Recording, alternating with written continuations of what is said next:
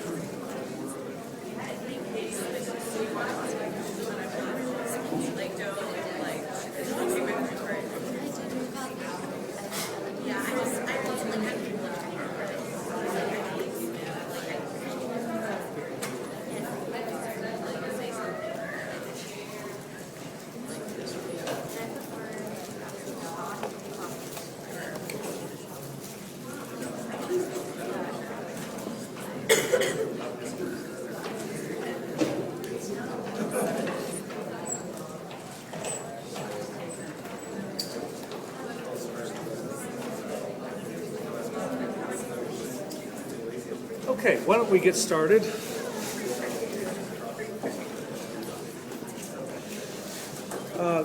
Thanks to those of you that showed up yesterday for the literature search. You're going to be needing that search technique very quickly.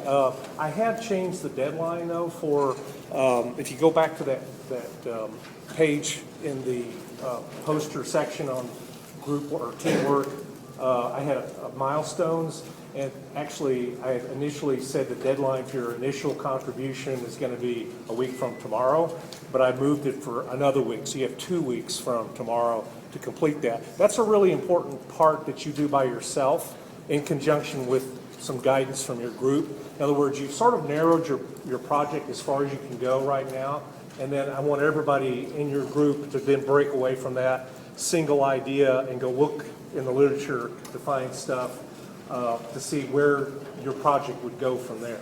And that way all of you are going to combine your ideas to come up with the best project. And you will present those ideas to each other, obviously, but you'll turn them in as an exercise, or it's under assignments, and that assignment is up now, okay? But it's not due for 2 weeks. But you need to start now, because you have to go look at the literature. As a group, you might get a couple of review papers that everybody reads, and then that's the basis for delving into the literature. You get to do whatever you want, but the most successful groups will narrow their project before everybody diverges and starts looking for a way to solve these problems. Okay. Are there any questions about what you're supposed to be doing? The assignment tells you what you need to do for the initial contribution. The components of the poster that you have to put together, those are now posted. It talks about a poster as a scientific argument, and the components of that poster basically are a scientific argument for why your research would work or why it would do something to address this disease. A common misconception is that your poster is going to be a project that shows human studies and cures a disease. That's not the case. Most studies begin at the cell level, okay? And this is a class in cell biology, so I doubt that I'll see, you really don't need to involve patients in your treatment, okay? It starts at the very basic level. From there, stuff usually works or moves to animal studies, then it moves to humans. But you don't start with humans and start injecting them with weird drugs and then see if it works or not. You start at the cell level. So you don't cure disease, you step forward towards making progress towards that disease, and it's usually baby steps, not big steps. Of course, if you come up with an idea for a big step, that's fine. But don't get the idea that you're going to be doing human patients. This is really a very narrow project. Okay. Now, let me show you an example of a bad project. Okay.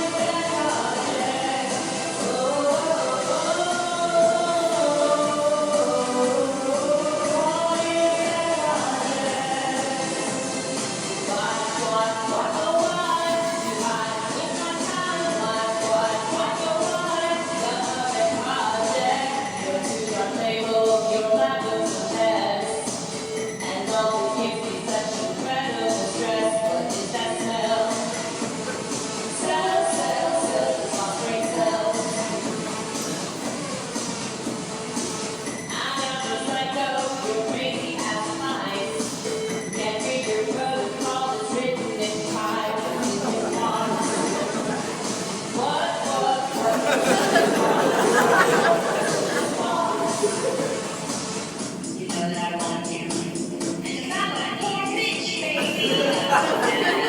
Bad project. I'll today looking for a spell, but I gotta find straight from hell. I'm graduating, but the fact is that there ain't no getting out of here.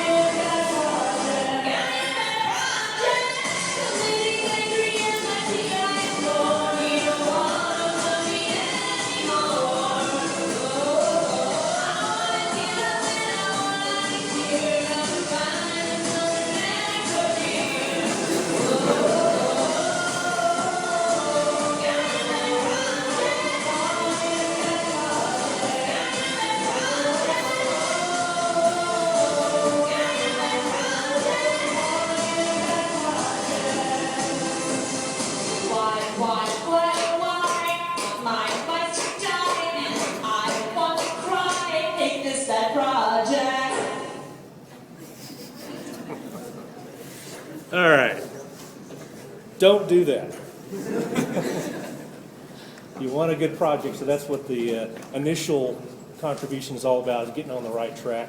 And if you have like 6 or 8 people working towards that, you have a better chance of having a good project. So I particularly like the pipette corset and the hazard pants. That's great. Actually, that's a video that was shown at the cell biology meetings. Every year we have a competition. It's called Cell Dance for the best music video. And so I'm going there in September or in December. So next semester gets to see the new video. So, all right. So we've been talking about endoplasmic reticulum, but really as a model for protein translocation. And protein translocation occurs in several different organelles, but our model system is the ER. And it's a very complicated place to work. Let's take a look at this.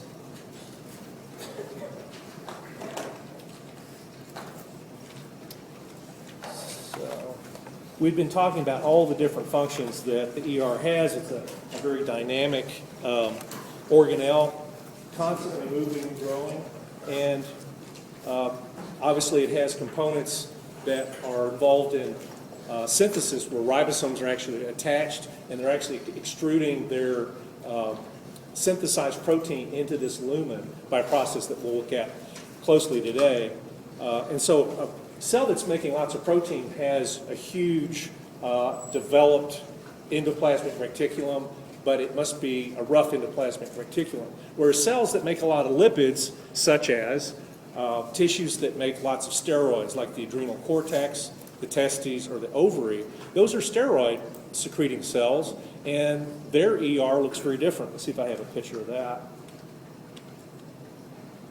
We'll come back. Yeah, so that's what the ER looks like in a lipid secreting cell. It's very tubular looking, and there's very little rough ER because there's not that much protein made, but there's a lot of cholesterol being turned into steroid hormones. Okay, so what the cell makes is going to affect what its ER looks like.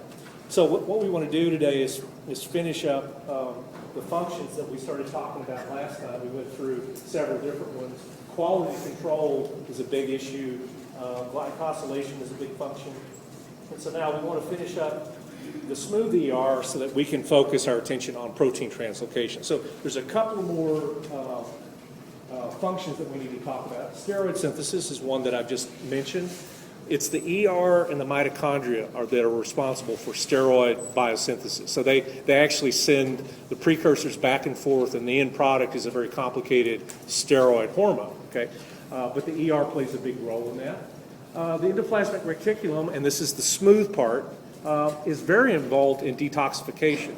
We'll actually look at a protein, it's called a P450 enzyme, how it gets inserted into the membrane, but those enzymes function to actually add hydroxyl groups to most lipophilic things. Adding a hydroxyl group makes them soluble in water, and then they can be excreted into the bile and then gotten rid of. So it's all about adding solubility to these drugs that you've ingested. Okay.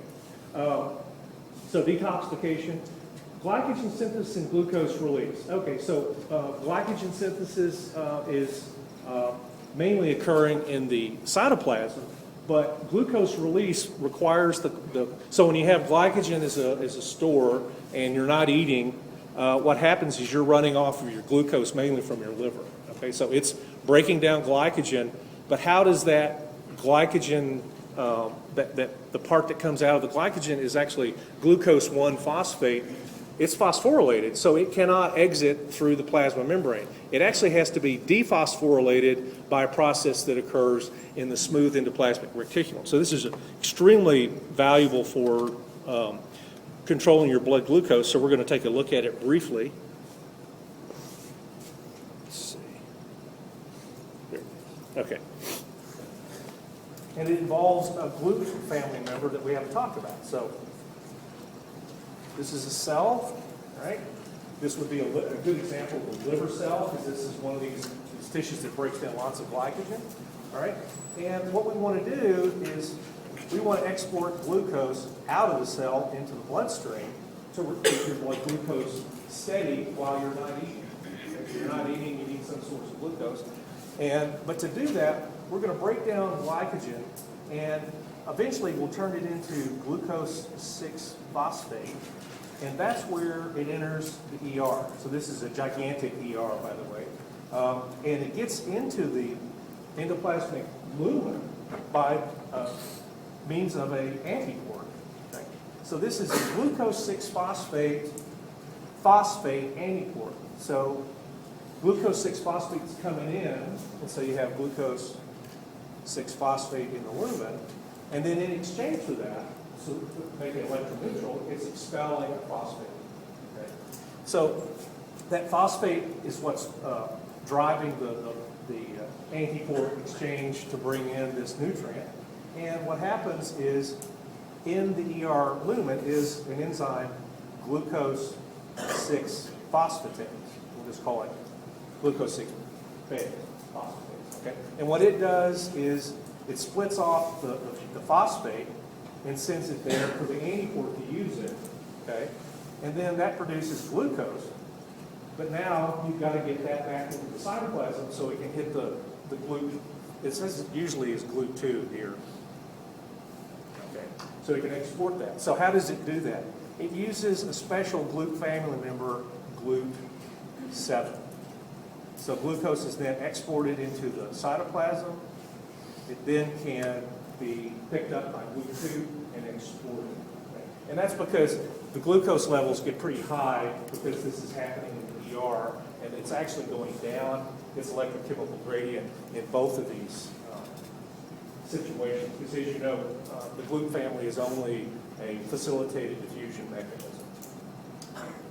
So it's a little bit more complicated than it seems. And only certain tissues have this thing right here. That's the enzyme that's required to export glucose. Okay? So liver is a good example, but really the heart of where everything is happening is the smooth endoplasmic reticulum. All right.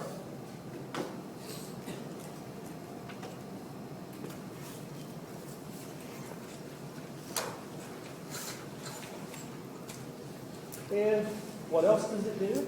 Okay? One function you already know about is that it stores calcium. Why do we need to store calcium? Calcium is used as a signal, and a signal that's left on all the time is a very poor signal. In fact, as I've mentioned before, if you leave calcium levels high in the cytoplasm, the cell takes that as a signal to kill itself.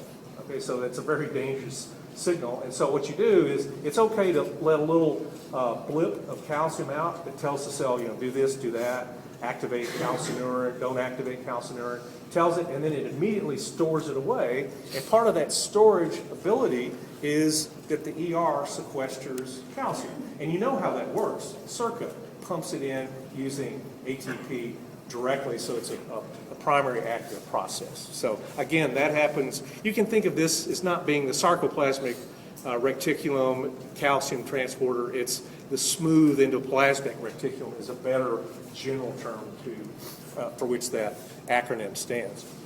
Okay, other really big thing is the endoplasmic reticulum is where membrane lipid synthesis begins.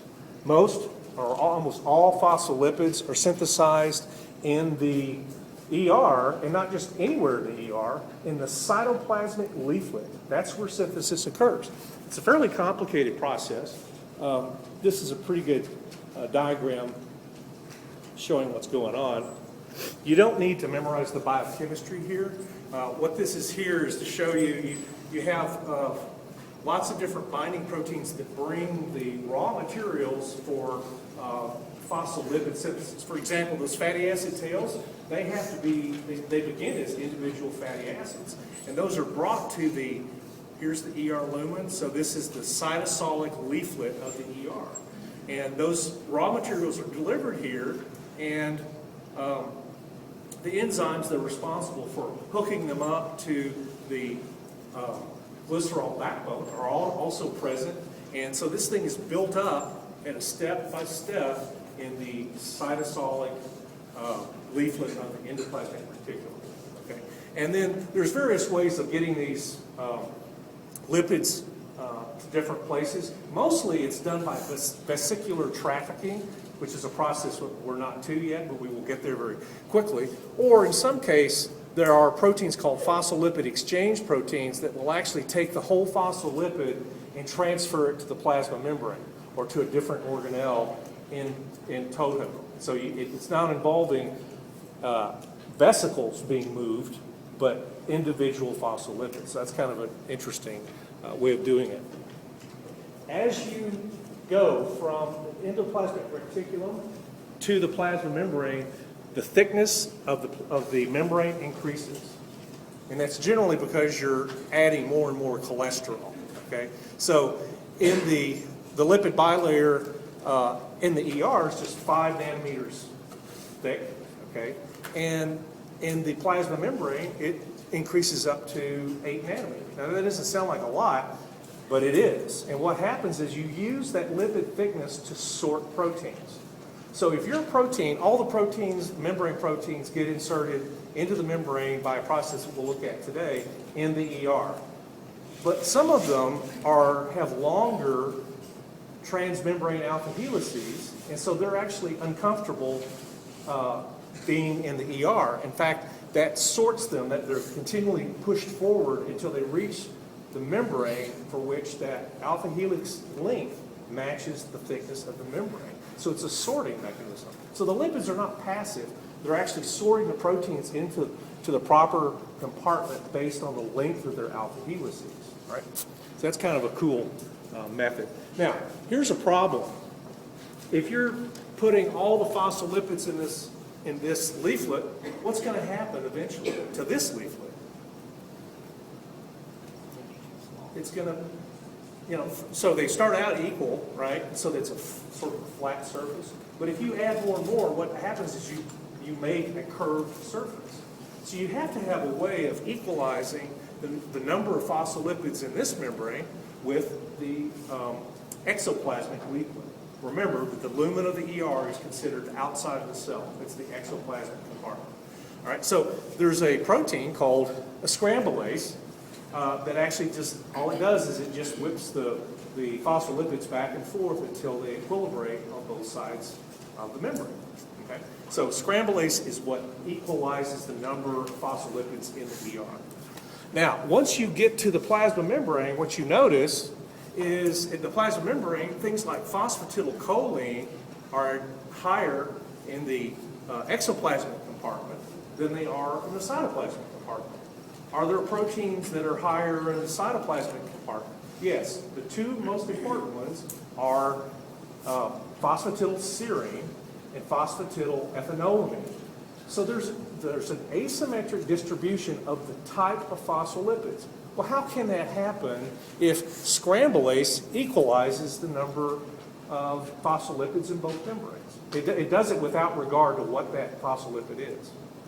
The answer to that problem is that you have something called a flipase, which has a hilarious name, but this is a protein that does something that the phospholipid is energetically unfavorable. It cannot do. In other words, you can't take the polar head group and move it from this side through the lipid bilayer to the other side. That's a very rare event. So this flipase catalyzes the movement of specific phospholipids from the exoplasmic compartment to the cytoplasmic compartment.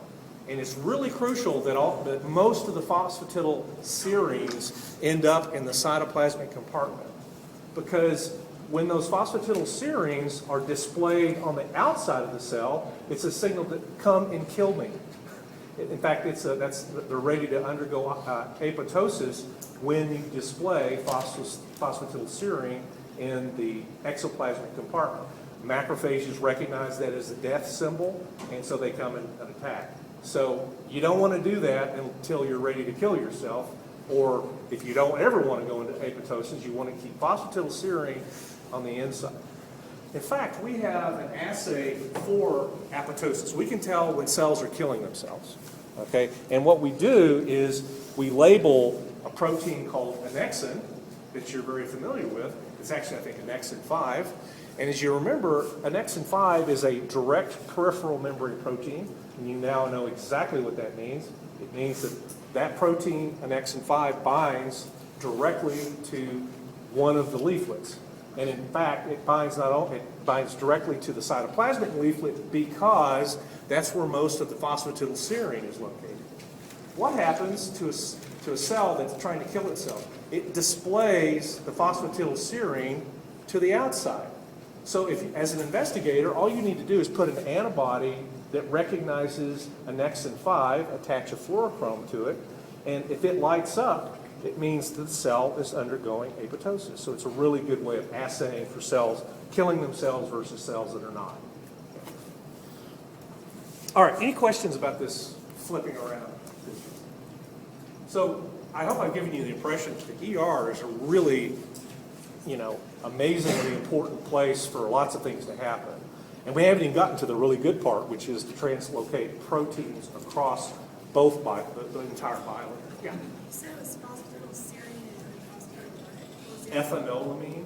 And remember, when you say phosphatidyl, that means a glycerol backbone, two fatty acid tails, and you're talking about the head group when you say phosphatidylserine. So it's got a serine attached to the phosphate backbone. If you say phosphatidylethanolamine, the head group is ethanolamine. Okay. It's a very different head group. Okay. Any other questions? Okay. I think we've covered most of this. Oh, okay. One thing I wanted to say is one of the things that we talked about last time is that when the protein gets into the ER lumen, a protein called BIP, binding protein is a great name, BIP helps proteins fold. Okay, so here's the sequence of events. Proteins that are synthesized, about 55% don't need any help whatsoever in folding. So they follow this path.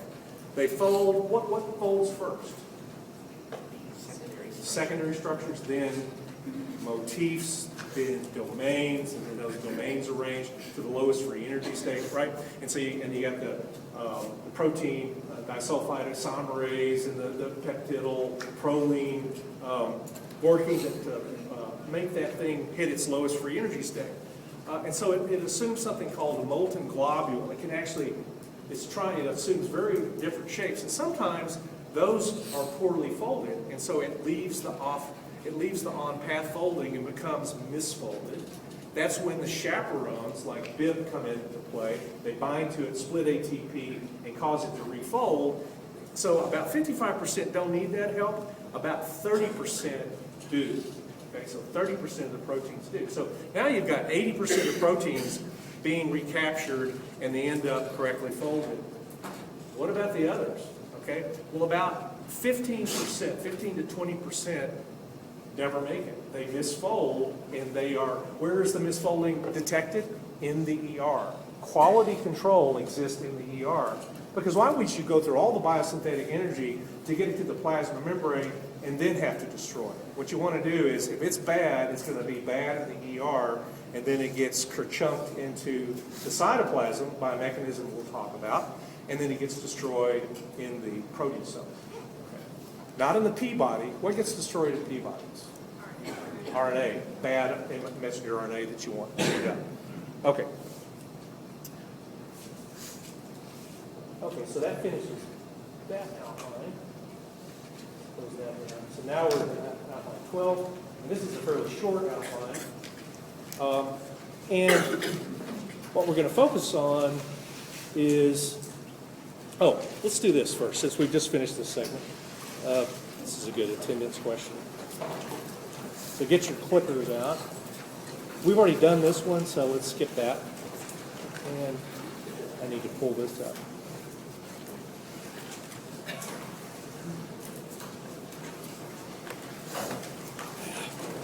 Reverse mouse.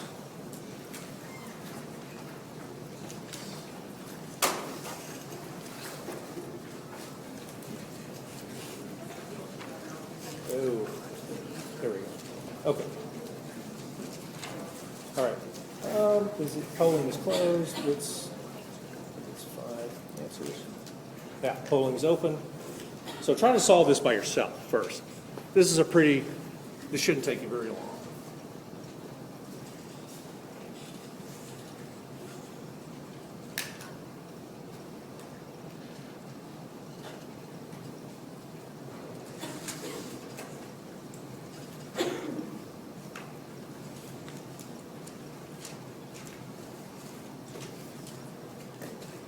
And you don't know what this is, and so that's not the answer. And it's not the answer because it's an integral membrane protein. And we will talk about it here in a few minutes.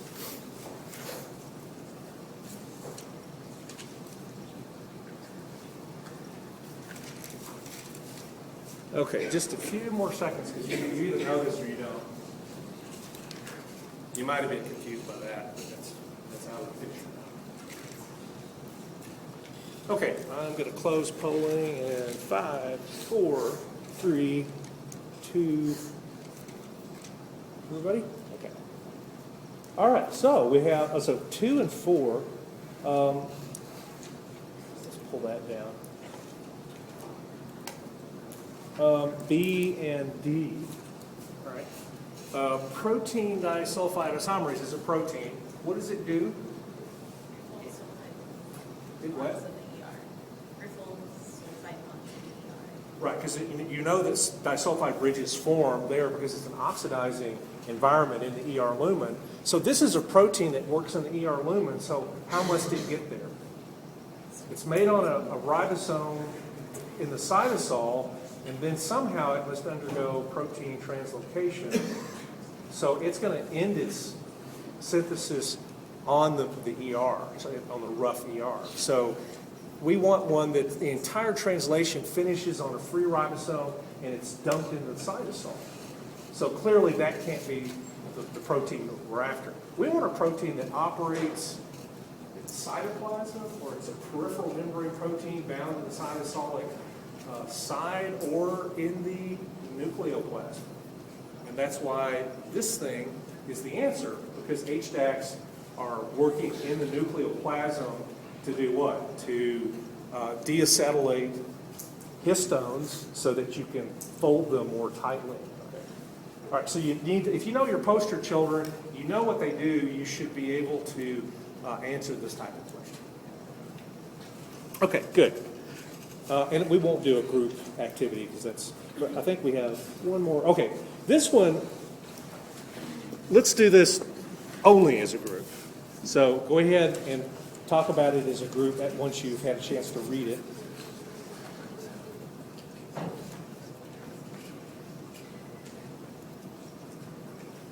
I'm sorry, I'm blocking it.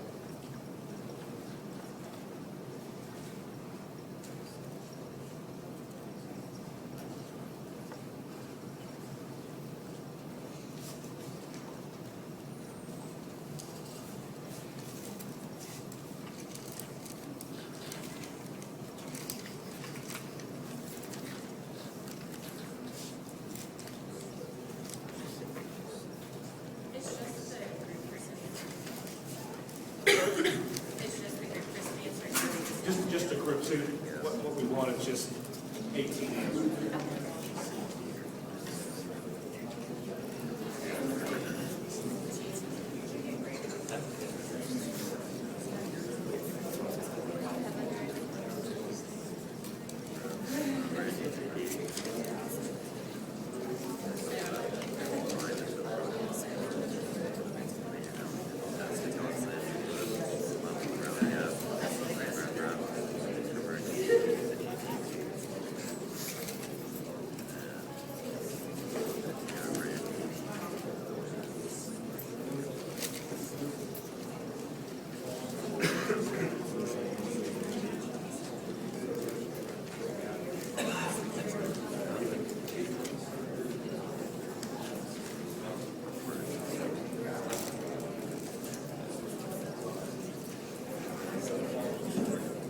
Are you in a group back there? Why don't you come join your group?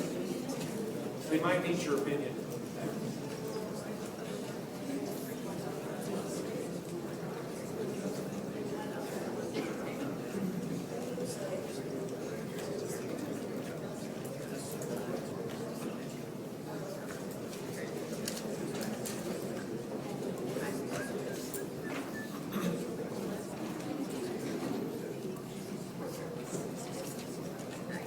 Okay, everybody's answered, so.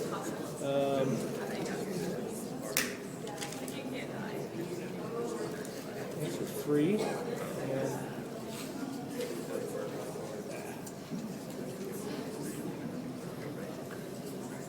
okay, so the consensus is it's C, a RAN GTP complex, all right? So, and that's the case, that RAN GTP is involved in two different things. You have to have RAN GTP to bind to the import receptor carrying the cargo in order to get the import receptor to release it. And then in that same cycle, you need the RAN GTP. In general, you need RAN GTP to get something out of the nucleus and exported back to the cytoplasm. And what needs to go back is what? The import receptor. So it's already stuck to the RAN GTP. The cargo has been released, and so now it takes it back out to the cytoplasm. And as RAN GTP exits the cytoplasm, it's going to encounter some of those fibrils that contain RAN, that's not on here, RAN gap, okay?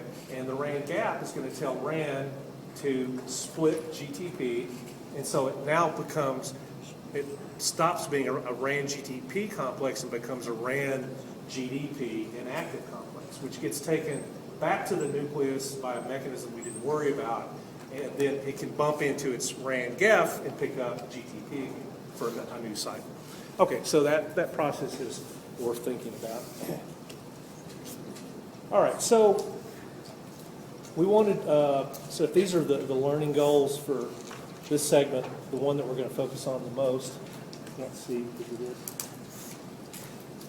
We've talked about the different functions of the smooth and rough ER, but this is what we're going to focus on now.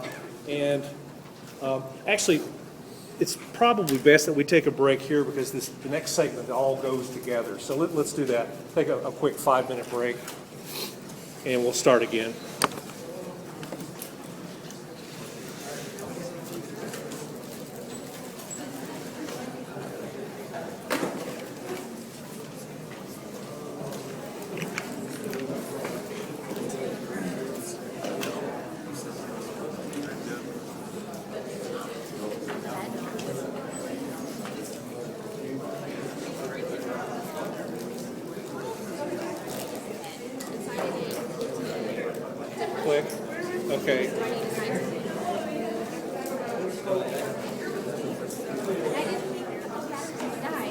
You know, you'd be surprised. Do you have to turn it off or just And it only, stays on. beside this?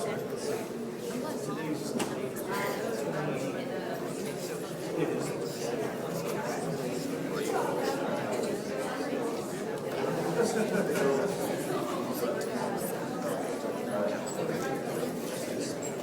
Yeah.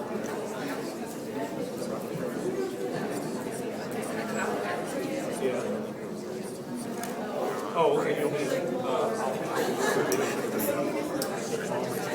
Thank you. Oh, okay. Good idea.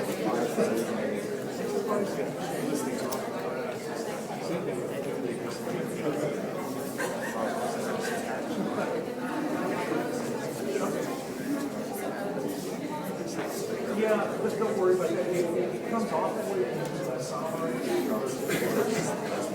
So most of it is besides all there.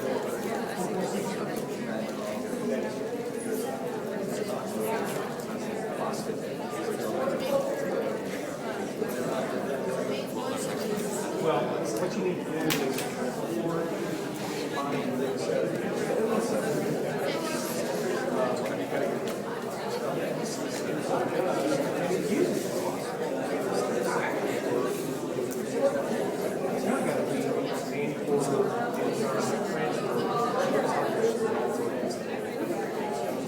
Sure.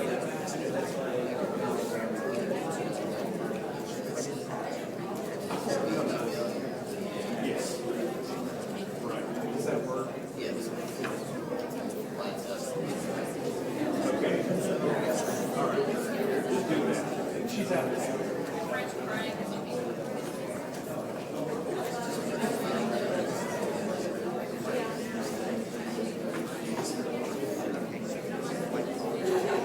That's the question.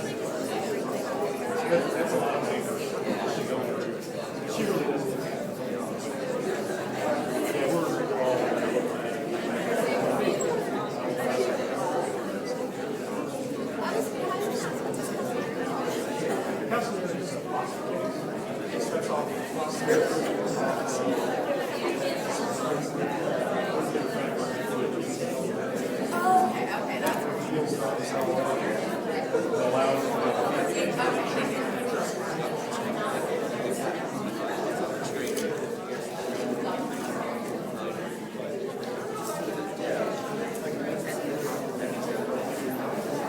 That's fine. I tried it. I thought it was fine. Classic secretary. You didn't lose it. And we do it.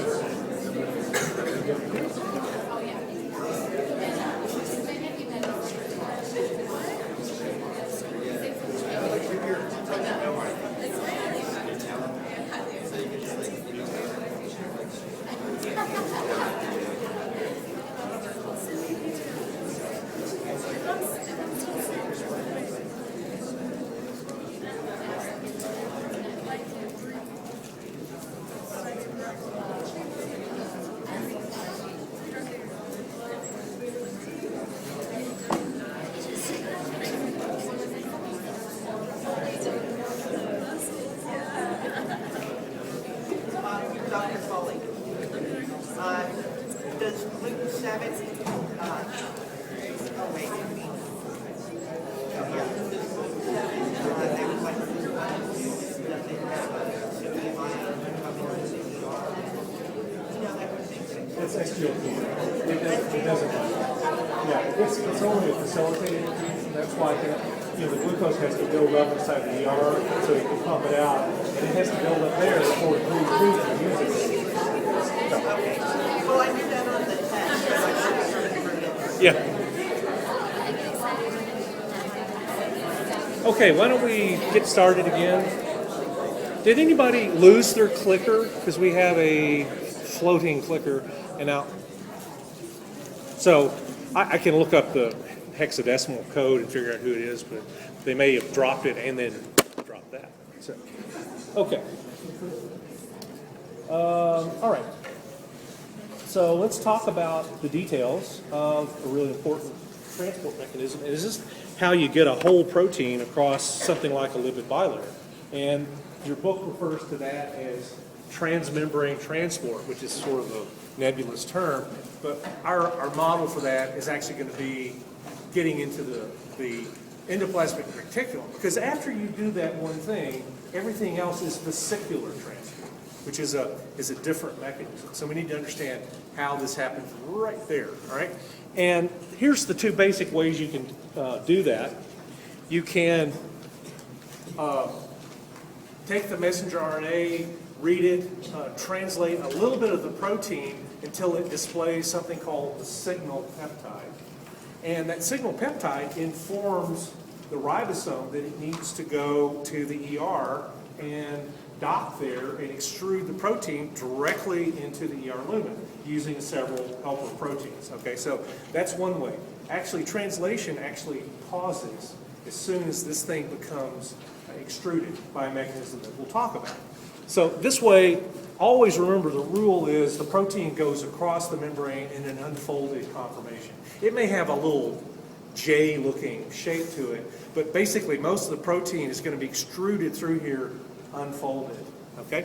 So the second way you can do this, and this is a minor pathway, but I'm just mentioning it for completeness, is that the protein that's going to go in here, and it's a very rare case, is the entire protein is synthesized on a free ribosome. So it sort of,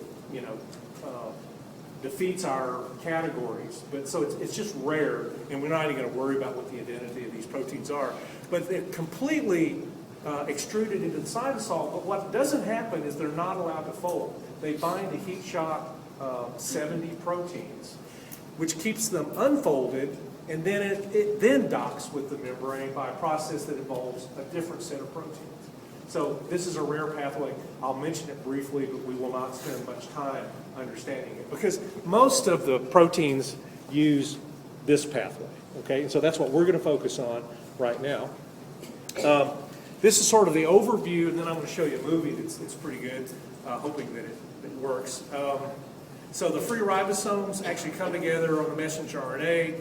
You begin synthesis of the protein, and so this is the 5', so the ribosomes are moving this direction down the transcript. And so initially what you're going to do is synthesize a string of amino acids that's 70 amino acids long, and then it stops by a mechanism that we'll talk about. Okay, and why is it 70 amino acids? What happens is 30 amino acids is the size of the protein tunnel in the large ribosomal subunit. So you need to get 30 amino acids to poke your head out. Okay, so it has to be at least 30 amino acids, but it extrudes another 40 amino acids so that it can display this signal peptide. And the signal peptide is what's going to, if that's the message, it's actually what's called the topogenic sequence for directing it to the ER. So let's look at how this process works. And the person that developed this idea won a Nobel Prize for it.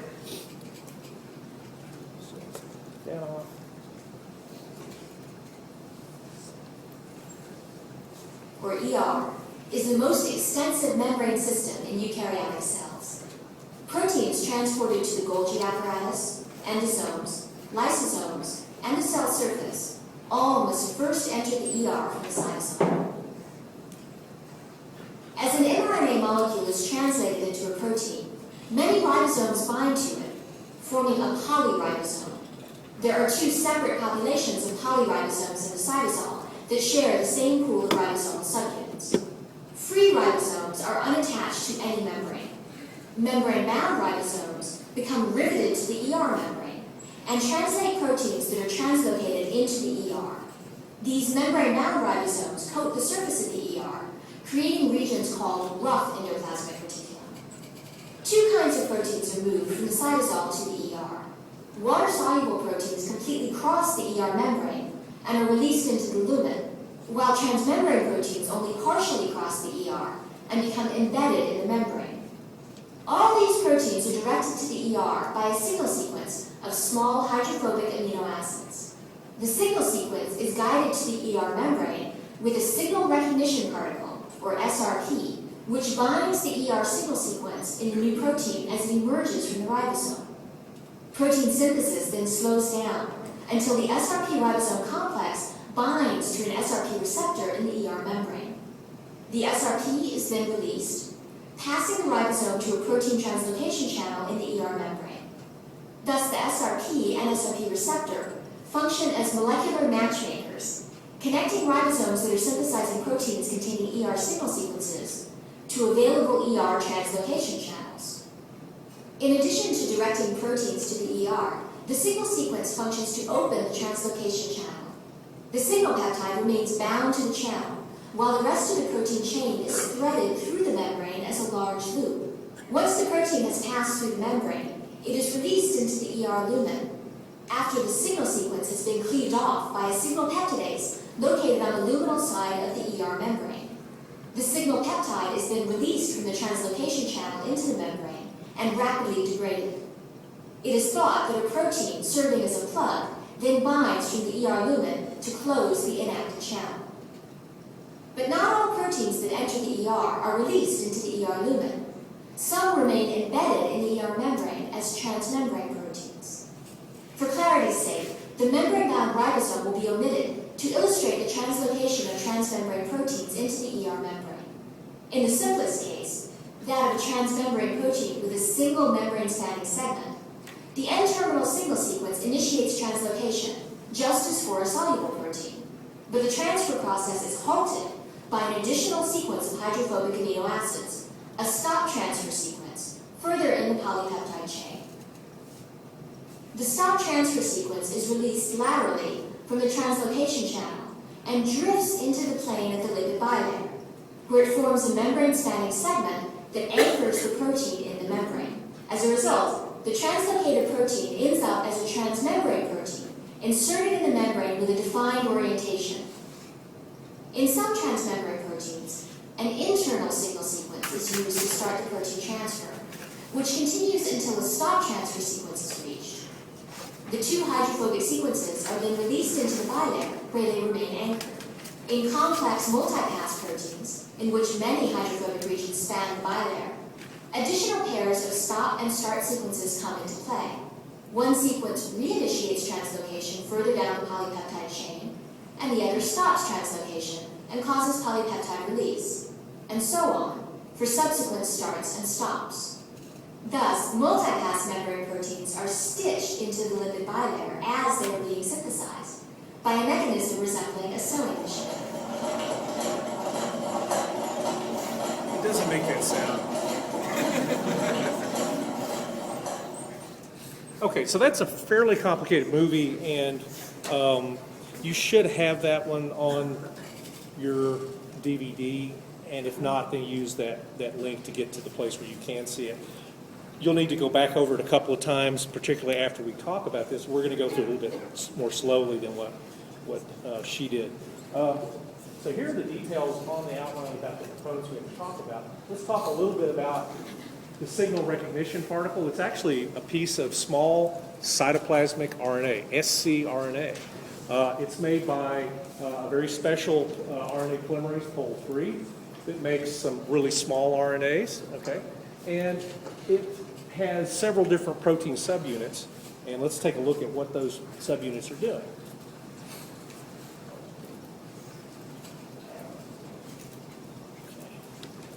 All right, so here's the small ribosomal subunit, large ribosomal subunit, and so both of them have to come together. You can't start synthesizing the protein.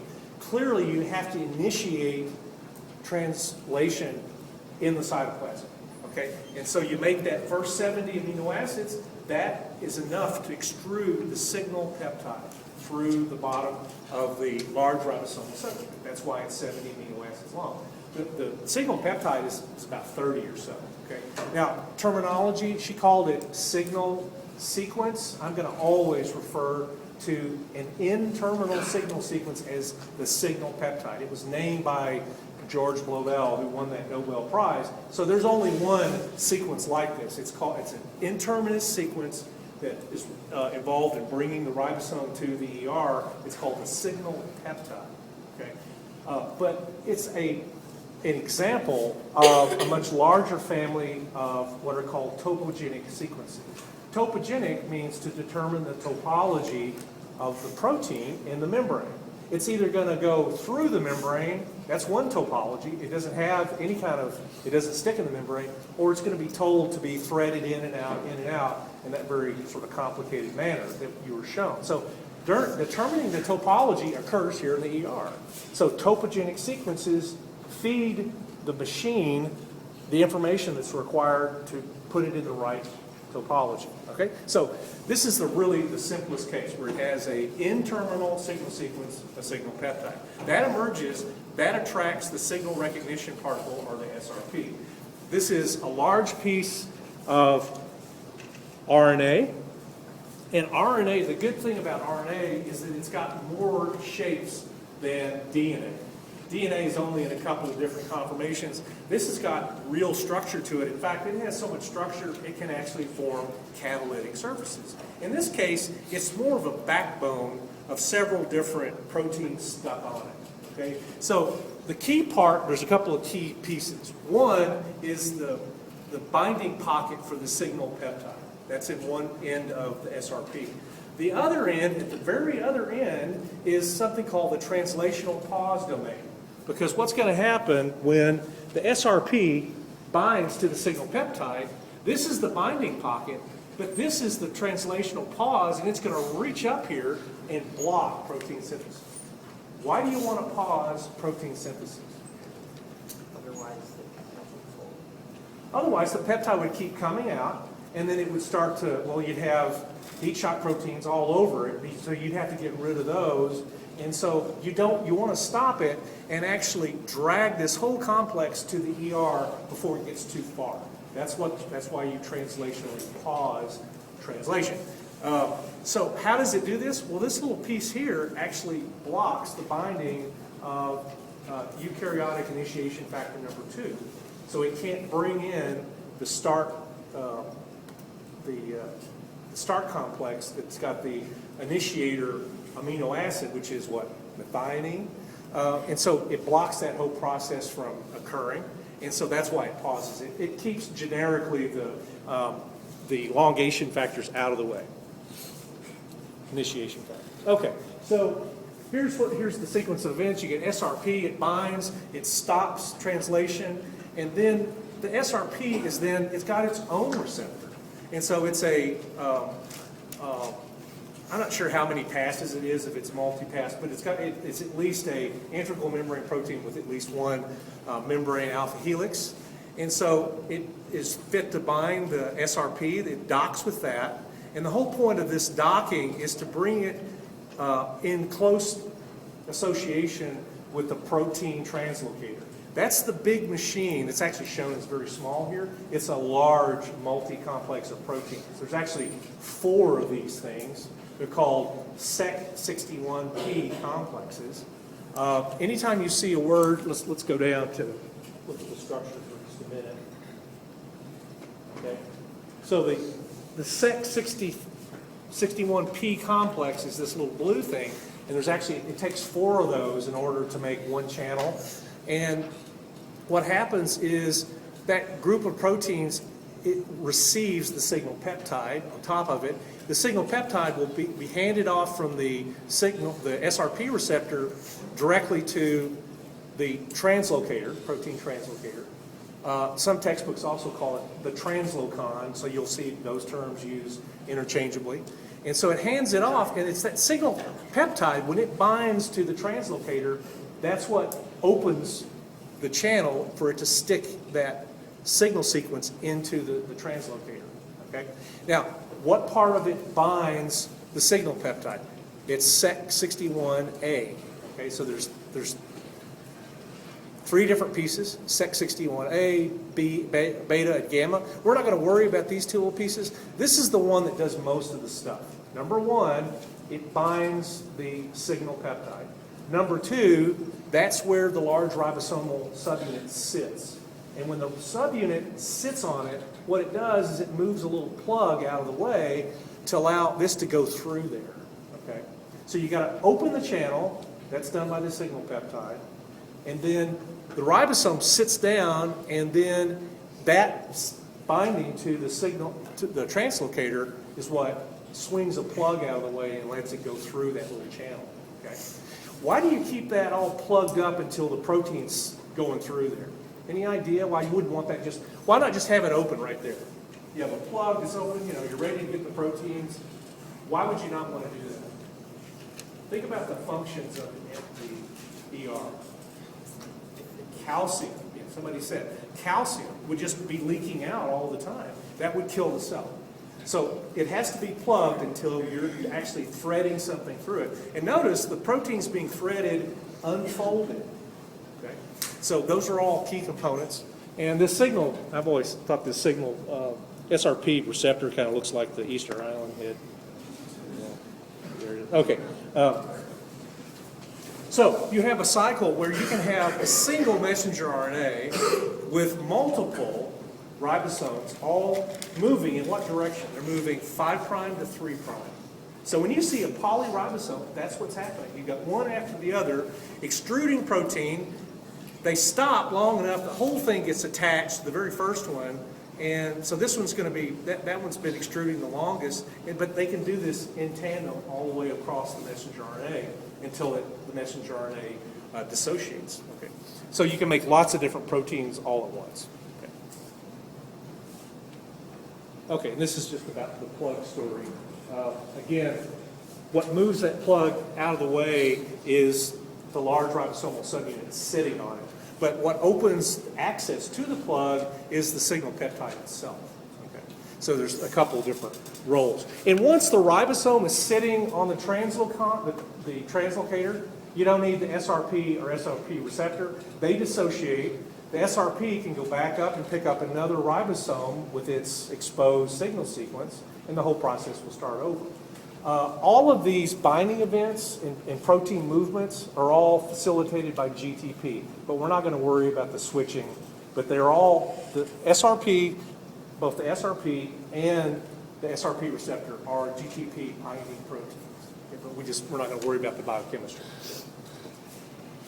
Okay, have I lost anybody yet? It's good to just walk through there. And so there's that. This is the channel. That's why it takes 40 amino acids, or 30 amino acids to actually poke through to get to this point right there. And that's why you have to have so many amino acids at the leading edge of that protein. And this just shows you take 4 different S61 complexes, and only one of these channels is created by all 4 of them sticking together. It's not clear where that, we have an idea where it is. It's going to go through there, but the mechanics is not completely known. The other thing I want to bring to your attention, anytime you see a word that has sec there, that means that protein was discovered in yeast. This is such a basic process that yeast use the same way to get across their membranes that we did. So that stands for secretory mutant 61P. So that yeast we were able to find and isolate a mutant that couldn't do this because this protein was mutated. And so that helped us identify where that process began. It turned out to be on the ER. Okay. All right, so again, once the protein is being slung across there, you need a signal peptidase to cut it. Okay, so it's going to be threaded through there, and then the signal peptidase is going to cut it on the C-terminal side of the signal peptide. So that's the N-terminus, and it's oriented towards the cytoplasm. It doesn't really poke out of the cytoplasm, but it's facing the cytoplasm. So the C-terminus is this way, right? So this is the N-terminus, and you go this way all the way back up to the C-terminus. So this is the C-terminal side. That's where the signal peptidase cuts it. This is a multi-complex. It's got 5 different subunits. They're all transmembrane. Its job is to cut that little piece off because you don't need it. And it exits out a side door into the plasma membrane where it's chewed up. Because it's very hydrophobic except for its terminating.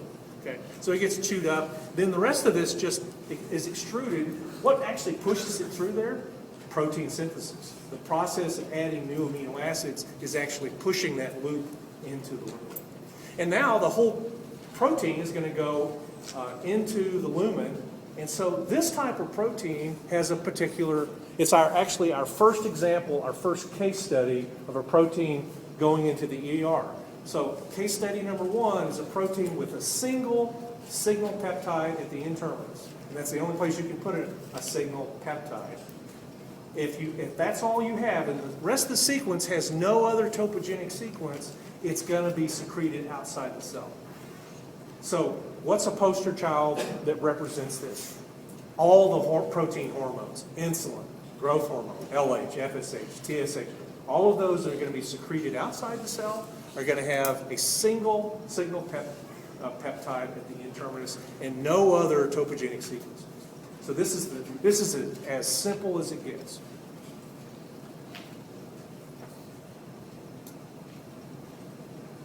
Okay. Now, before we leave this, we go back briefly before we consider all the other orientations that can happen. And remember, you do have this pathway, which is really rare. The only thing I want to point out is it takes a different collection of proteins. Instead of 661, what it's got is Sec62, 63, and don't memorize these. It's just, they're different than 61. This rarely happens, but what has to happen is this cannot go through the translocator unless it's completely unfolded. And what's happening is BIP is going to bind to it on this side, and it's actually BIP doing splitting ATP rather than protein translation, providing the energy to push it into the ER. Remember, the traditional way is for protein translation, adding of amino acids is what pushes it through, but that's not happening here, right? So you have to have some mechanism to pull it through the translocator, and that mechanism is BIP. BIP binds, splits ATP, unbinds. BIP binds, splits ATP, and it's just hand over hand is pulling it into the ER lumen. But again, this is a very rare process. Okay, now that brings us to 13, I think.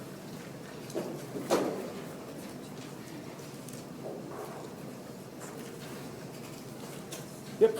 Okay, so now we're going to get into the details of establishing protein topology, membrane protein topology. Where is that established? In the ER, right away. Yeah. I have a question.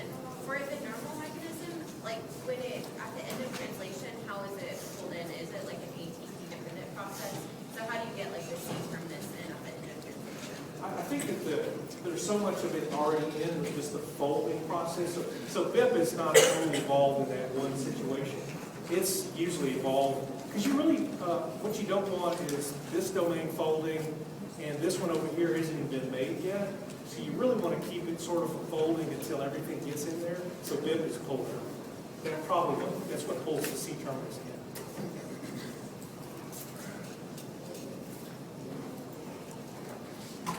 Okay, so protein topology is the first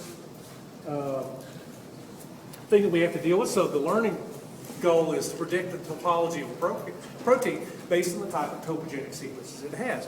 And so there's some straightforward rules that we need to learn. Okay, so this is the insulin hormone, protein hormone thing. This is the simple one. It has a signal peptide, gets cleaved. The whole thing is going to go in. Okay, so that's all you have to see. Signal peptide, it's going to go in. Now, the generic term for signal peptide is called a start transfer sequence. Start transfers don't always have to be at the N-terminus, like a signal peptide. They can be internal, not N-terminal, internal, okay? So the generic term for getting it to go and dock with the translocator is start transfer, because translation is paused before that, right? It's paused. And so to start the transfer, you need that signal peptide. And the generic term is start transfer, okay? So let's, and the signal peptide has a patch of really hydrophobic amino acids that is very characteristic, and it can have positive charges on either side of that start transfer, okay? And that turns out to be really important. So let's take case number 2. Now this isn't insulin, this is the insulin receptor. So it's displayed on insulin targets like adipose tissue, unfortunately for some of us, and also on skeletal muscle, which is the major consumer of glucose after a meal. So you need insulin receptor to detect the insulin signal. So how do you get that insulin receptor oriented in the membrane? You're going to display it on the plasma membrane, but where do you set the topology? The ER, the rough ER, okay? So insulin receptor, look at what happens. It's got two topogenic sequences. It's got a classic signal peptide, okay? But it's got a second internal topogenic sequence. If this is the start transfer, the second one is always called a stop transfer. So it's got a start and a stop, okay? So what's going to happen is everything's going to look exactly the same. This is the N-terminus. If you cut it here, that becomes the new N-terminus, correct? So what we're going to get away, so it's going to start to be threaded. The N-terminus will enter the lumen of the ER. So this particular topology is known as N-luminal, okay, and C cytoplasmic. So the N-terminus is ER luminal, and the C-terminus is cytoplasmic. So to get that orientation, we had two topogenic sequences. We had a signal peptide, and we had an internal stop transfer. So it goes through, there's no information on either side of this particular stop transfer. Usually there is, but in this case you don't need it. Why? Because you had a topogenic sequence at the very beginning. Okay? So this is going to thread through here, and so this is the ER lumen. So this is the part of the insulin receptor that's going to bind insulin. This is the part of the insulin receptor that's going to signal to the cell to use glucose, okay, to take up glucose. All right, so is orientation important? Absolutely. If you had this reversed, that person would be totally insulin sensitive if it got the wrong orientation. All right, so this is case number 2. It's called N-luminal and C cytoplasmic. Now, here's the weird part. There's another way to get this exact same orientation. So let's talk about it. This is case number 3. And so in this case, and what's our poster child for this going to be? It's going to be the cytochrome P450 enzymes. Those are the ones that end up working, doing their job in the smooth endoplasmic reticulum, detoxifying drugs by hydroxylating, okay? And so what's the orientation? N-luminal, C cytoplasmic. You don't see a signal peptide, do you? Okay, so what's going to happen is it's only got one topogenic sequence. But that topogenic sequence has some information on either side of it. It's got positive charges on one side and negative charges, so it's polar. It's more positive on one side than the other side. So what happens is this is a start transfer. So it's recognized the SRP, it's brought there, stuffed in here. What determines the orientation right here is this, okay? Here's the rule, okay? The positively charged side of that start transfer is aimed at the part of the protein that will be cytoplasmic. So everything downstream from that positive charge is going to be cytoplasmic, whether it's the C-terminus or N-terminus. And so if you look at this, so if I just showed you a sequence and it had no signal peptide, it had a single start transfer, and it had this orientation with the positive charges aimed at the C-terminus, you would say, oh, it's N-terminus luminal, C-terminus cytoplasmic. That's how simple that rule is. Okay. Now, do we have an example of a protein where you got the same little setup, but the charge is reversed? The polar, or the positive charge is actually pointing at the N-terminus. Okay? Yeah, we do. This is case number 4. And this is an old friend of ours. This is the transferrin receptor. Okay? So the transferrin receptor it has no signal peptide. So that means the start transfer has to have some information on either side of it. And it's got some positively charged amino acids on the N-terminal side of the protein. And what's the rule? Whatever that side is, that's closest to the positive charge, is going to go into the cytoplasm. So it uses the same set of rules, except the N-terminus happens to be adjacent to the positive charges.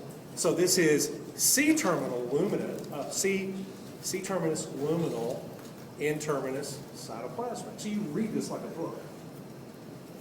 Okay. And this is our old friend, the transferrin. So this is the part of the receptor that binds transferrin that's bound to iron. Okay, any questions about this? So we've had 4 different case studies. One is just the easiest. It's got a signal peptides going all the way out the plasma membrane. Second type is if it has for the insulin receptor, if it's got a signal peptide and a start transfer, you don't need this jiggery-pokery with the positive and negative charges. It's going to be N-luminal, C cytoplasmic, right? And then you can have, if it lacks that signal peptide, then you have to use this rule about the positive charges, always directing it this end of the protein to the cytoplasmic side. Yes? So those charges, they aren't just notations, they're actual charges. They're actually positively charged amino acids. Okay. Yeah.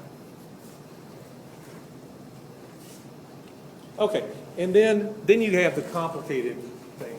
And we're going to just look at the simplest possible case where it's only got 2 membrane spanning alpha helices. But of course, this could be GLUT 1, 2, 3, 4. It could have 12, right? Or it could have 7. So it gets pretty complicated. So we're not going to worry too much about the details. But if there are 2 internal topogenic sequences, what's going to happen is the very first one is the one we designate as the start transfer. And it's right there. And although it's not shown here, this will have positive and negative charges on either side to tell it which way to aim the N-terminus. In this case, so the way it's inserted, we can tell that that's where the positive charges must be, because the N-terminus is up here in the cytoplasm, and the C-terminus is aimed out here in the ER lumen. Okay? And so it's going to thread through here until it hits this, and this is aptly named because when it sticks into the translocon, you got both of those hydrophobic peptides together. That's the signal for a channel on the side to open up, and this thing diffuses into the plain membrane. And so we've completed this whole topology where the N-terminus is cytoplasmic and the C-terminus is cytoplasmic. Why? What's the rule? Multiple alpha helices, if it's an even number, the cytoplasmic side will be, if it's in the cytoplasm, the N-terminus, the C-terminus will be on the same side of the membrane. Yes? So does the alpha helix fold inside the triangle? The alpha helix is already, it's just a hydrophobic sequence at that point. Right. Because it must be completely unfolded until it gets there, so it must form at that point when it gets into the translocator. Yeah. Then I think that probably in that little environment that aids in that folding, and then it can exit out the side. All right. And so we're not going to go, there's dozens of other cases, but you can do that if you take cell 2. So, any questions about this? Let's see how we're doing with time. We have a few minutes. Okay. Explain the importance of knowing how each poster child. So it's really clear, isn't it? Whether it's hormone binding or it's the active side of an enzyme, it's really important how you place that membrane protein in the membrane itself. Okay.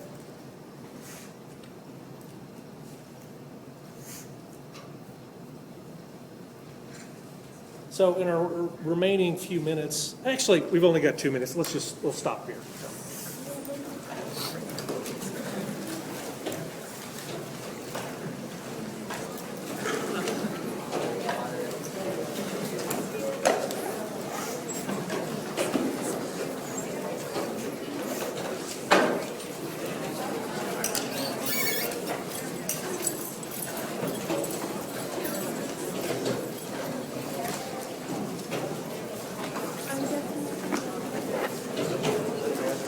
I've already handed it back.